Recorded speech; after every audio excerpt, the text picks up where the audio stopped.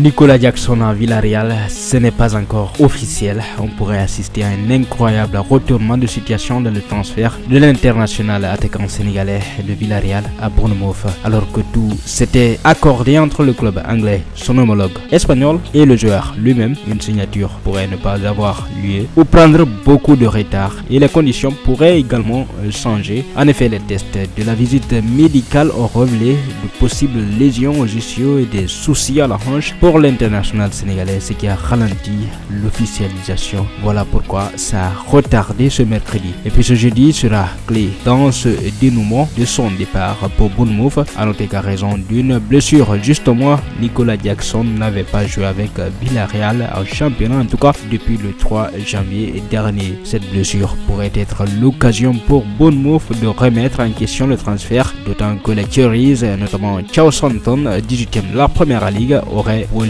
plus tôt possible leur nouvelle recrue. De plus, la somme de 23 millions d'euros qui s'était accordée avec Villarreal pourrait bien être baissée. Voilà que des nouvelles négociations pourraient avoir lieu dès ce jeudi. Et puis ça poursuit, mais depuis le début, Bamba Dieng est au cœur du mercato de l'Olympique de Marseille. Pablo Longoria a décidé d'inclure l'international sénégalais dans le deal Terem Moffi, mais si le joueur nigérian est toujours décidé à rejoindre Nice, Dieng, actuellement à Lorient, a passé des tests médicaux qui ne se sont pas passés comme prévu, malgré le forcing incessant de Pablo Longoria, qui a même été jusqu'à se déplacer à Lorient pour tenter de convaincre en face à face Terem Moffi. L'attaquant international nigérian de Lorient n'a pas changé d'avis, il ne veut aller qu'à Nice. Malgré les intérêts appuyés de l'Olympique de Marseille et de plusieurs clubs anglais, il est déterminé à rejoindre le game selon nos informations. Le club algérien, qui a fait une 5e offre hier après-midi à Lorient à hauteur de 20 millions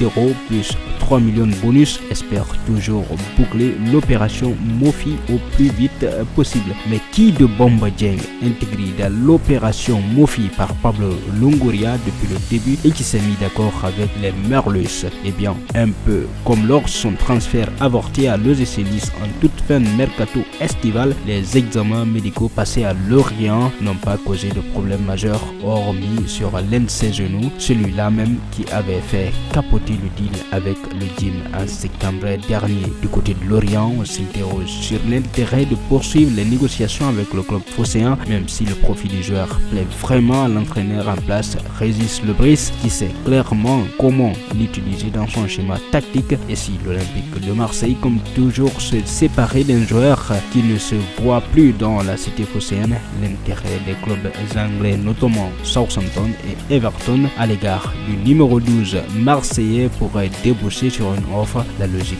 voudrait que la problématique du genou ressorte encore une fois. Le dossier Bamba Dieng pose donc un nouveau casse-tête de poids à l'Olympique de Marseille. Pas une bonne nouvelle donc, quoi qu'il arrive, pour Pablo Longoria, qui comptait sur la vente du champion d'Afrique 2022 pour augmenter son enveloppe mercato cet hiver pour justement recruter un attaquant Terem Moffi ou un autre.